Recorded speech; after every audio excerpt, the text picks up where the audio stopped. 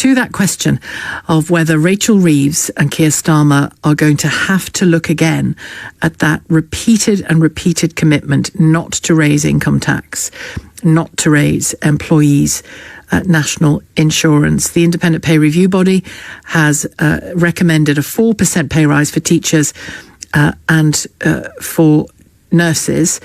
Asked about it this morning on LBC, this is what the Prime Minister Keir Starmer had to say. The pay review body sets out the recommendations, and then in due course the government will respond to that. Last year we accepted the recommendations, and that meant a pay rise, much deserved in my view, for our police, for our soldiers, for our nurses and for our doctors. And that has helped us, working with the NHS, to drive down waiting lists, 3 million extra appointments since we've been in government. But we're going to have to look at the recommendations in the round when we have them and respond accordingly. Yeah, in the round. Professor Michael Jacobs joins me, Professor of Political Economy at the University of Sheffield. And we'll speak in a moment as well to Daniel Kebede, General Secretary of the National Education Union. Professor Jacobs, first of all, this is a quandary for them, isn't it? Good afternoon, Sheila. Yes, as always, public sector pay reviews are always a problem, particularly for Labour governments, which generally would like to give workers, including their own workers in the public sector, more money, but are also the keeper of the purse strings and therefore always have to find the money to pay for it.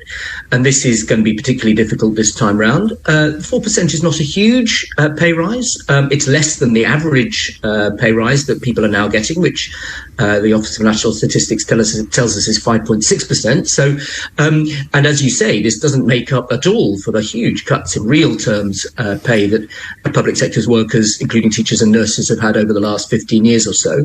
But it is more than the government has budgeted for in its assumptions about the next few years' public spending. And that's what creates the problem for the government. So the government has budgeted for 2.8% increases across the public sector.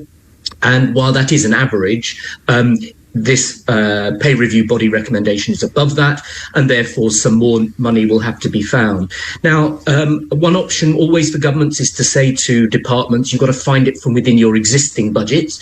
That might be possible, but of course it means that something else would have to be cut that was otherwise being planned, and the unions are particularly unhappy about that. And teacher unions, you can understand, it's not much use if they get more pay, but then there are fewer of them because the government has less money overall. And we already have teacher shortages, don't we? And we have nurse shortages as well. And part of the point of pay rises, remember, is to keep people in the profession. And this is why it is important for governments, even those who are trying to not spend too much money, like the current one, to keep giving proper pay rises to their own workers, because teachers and nurses and other people can always go somewhere else. And if people are earning more and they're getting bigger pay rises elsewhere, you see people leaving the profession, particularly the most talented, who are the most likely to get jobs elsewhere. So it is important to retain people in public sector jobs, and that's why the pay review body will have said, will have recommended this amount. What we don't yet know is how much the government is putting into the, particularly education, over the next 3 years, because there's a spending review about to be published in the next couple of months.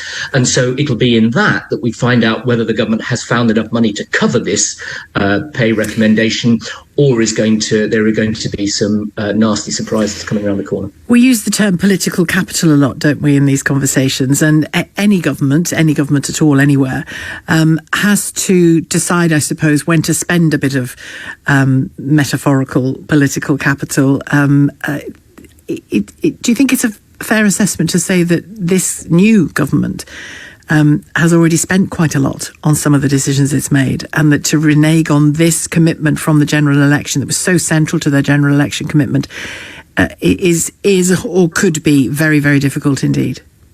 I think it would be very difficult, but not just because it would be a broken promise, but because you will find teachers leaving the profession in even greater numbers than they already are, simply because they think they can get better pay elsewhere. So it would be, I think, a counterproductive measure on pretty much all grounds. And the question then becomes, how does the government pay for it? Now, that is the big question for the spending review. That's why there is a spending review. And of course, it's a spending review across the whole of government. So this is also about the prioritisation between different areas of of public spending. We know that there are going to be huge increases in defence expenditure, and we've seen some cuts in other forms of spending to pay for those.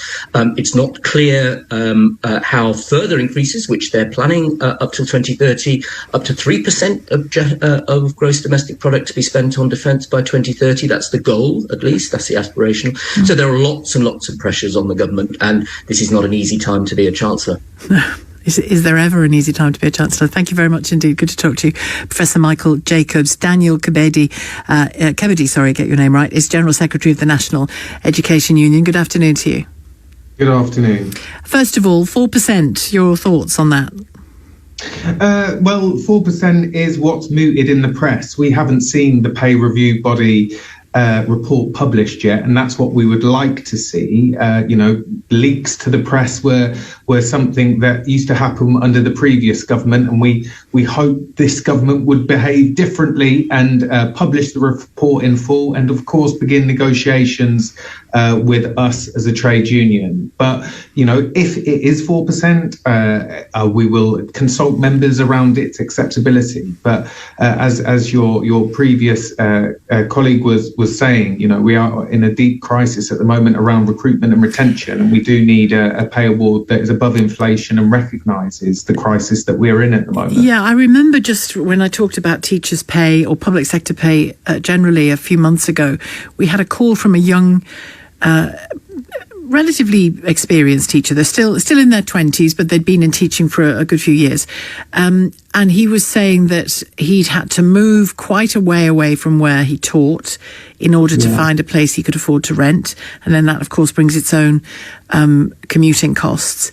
And he was already starting to think, with regret, that he might have to look at some other way of earning a living if he was going to build a life that he had in mind for himself. And that, I'm guessing, is repeated time and again. I mean, this is a really common experience for teachers at the moment. You've got to bear in mind, so 2 teachers in central London, a couple who are professional teachers at the top of the pay scale will earn just in excess of £100,000. But then when you've got property prices in excess of £1.4 million, as professionals, they're completely priced out of their local areas. And you've got to bear in mind that teaching is a graduate profession. The fact of the matter is, many graduates are entering the workforce now where they can earn more elsewhere and, of course, have greater flexibility in their job as well. Of course, teaching isn't a job where you can do it 2 days a week, 3 days a week from home. That's just not the reality. It's labour intensive, workloads are a problem. But, of course, we really do need to see that correction in pay. The other thing to remember is even if teachers were to get a 4% pay rise, and nurses as well, if they were to get a 4% pay rise, or even a larger one, who knows, when you see the real deal rather than the leaks, if the decision is made to increase income tax, you'd have to do the maths as to how they... that they will be paying income tax like everybody else, and a teacher will be paying proper income tax. If you see what I mean, they'll be paying substantial income tax. So they'd lose out either way, in a sense. I mean, we think that there are other options available to the Chancellor than just raising income tax. A 2% wealth tax on individuals who have assets more than £10 million would raise about £24 billion. We want to see, wealth taxes rather than, taxes on regular earners. I think that would be more of a more appropriate direction of travel. But the fact is, there is the wealth in the society to ensure that, all public sector workers, doctors, teachers, nurses, support staff who've had their pay held back over a decade could get a fair pay award. And of course, the crisis that exists in health education at the moment around recruitment and retention also exists in health. So the struggles between the health and education are very much joined at the moment. Thank you very much indeed. I'm sure we'll speak again between now and any decisions. So thank you, Daniel Kebede, General Secretary of the National Education Union. And we heard from Professor Michael Jacobs from the University of Sheffield.